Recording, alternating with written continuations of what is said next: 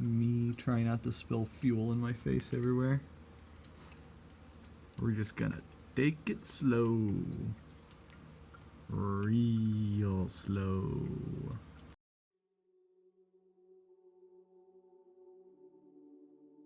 Alrighty, it's almost a whole 37 degrees in the garage, so that means it's time to work on the dash. The steering wheel is not attached to anything, and neither is this heater and vent control group. I'm not gonna put the whole thing back together. The bolts in this bezel, I'm gonna leave off. I might leave off for a little bit, but I'm just gonna get things tightened up here and then put some fuel in the fuel tank and go from there.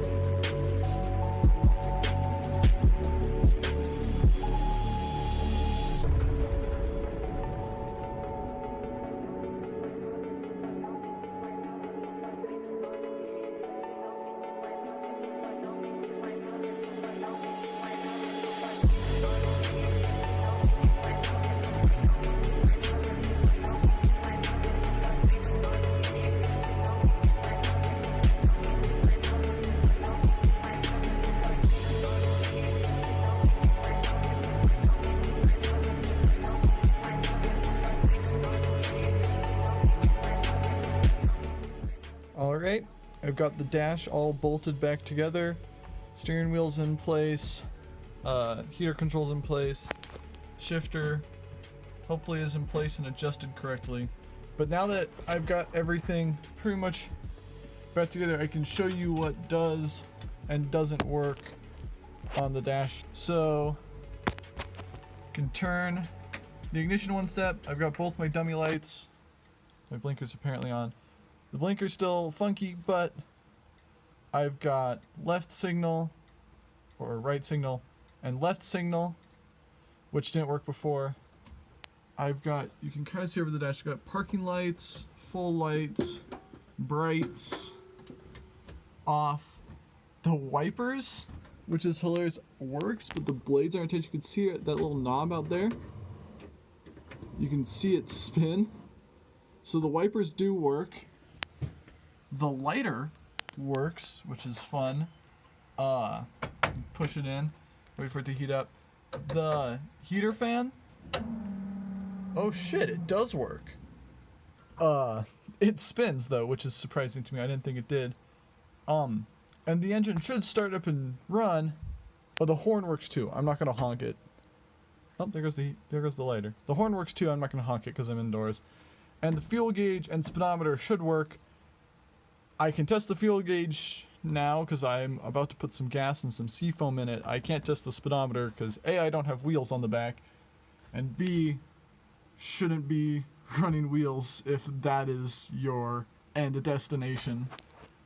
So I'm going to turn her off, put some gas in the tank, and try and fire her up and get her up to idle and see if it runs well. A bunch of stuff in the gas tank is new, but I've got some seafoam here. Just figured, you know, the carbs are new, but the engine's not. And when I pulled the tank, there was just all of this crud inside of it, just like gas that had basically dried up and crystallized on the outside of the tank.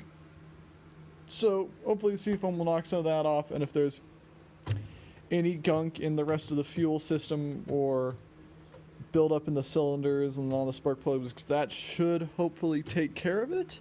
I think what I am still going to do is just put 2 bolts on both of the rear tires.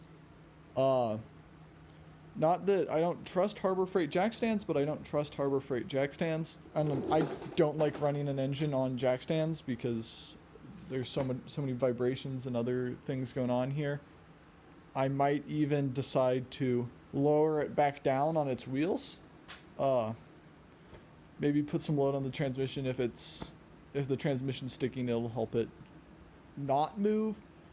I really don't want this car falling or running through the garage door or anything like that. So I'm going to throw some bolts in the tires, just 2. I'm not going to torque them down or anything like that, but just so they don't fall off. Put some gas in the tank, and I'll catch back up when I'm ready to start it up.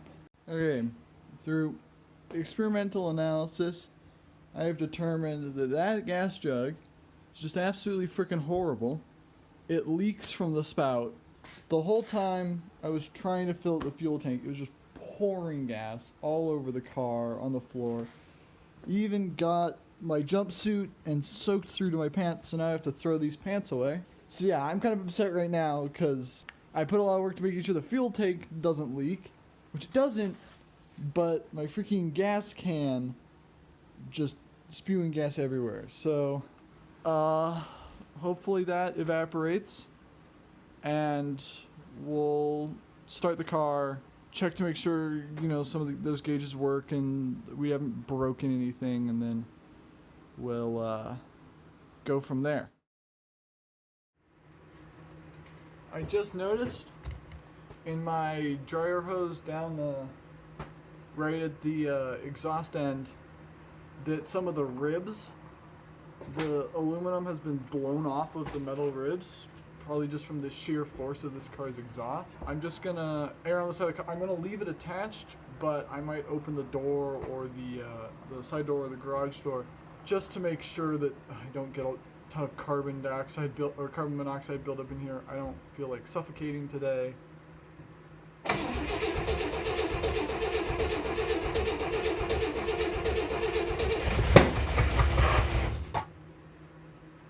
The backfire, pulled the thing off because I think this causes a lot of back pressure on the engine. So pulled this off since it's cold, and then once it's started and running, I'm going to put it back on.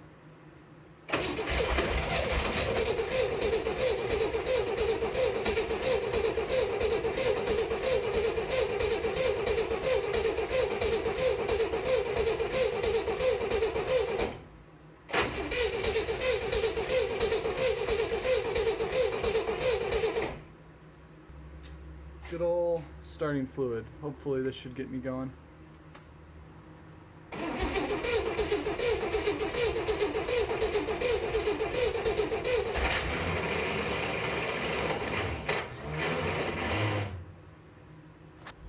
So, pretty much figured out why it's not running.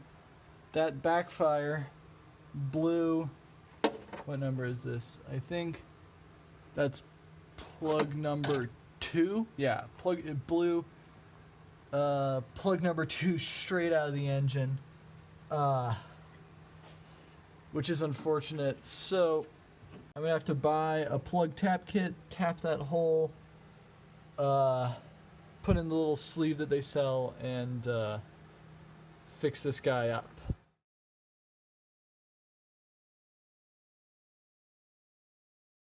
They told me it was spring. They told me I didn't have to worry about snow. I put my summer tires on. There's an inch of snow on my car. What is this shit? Ah!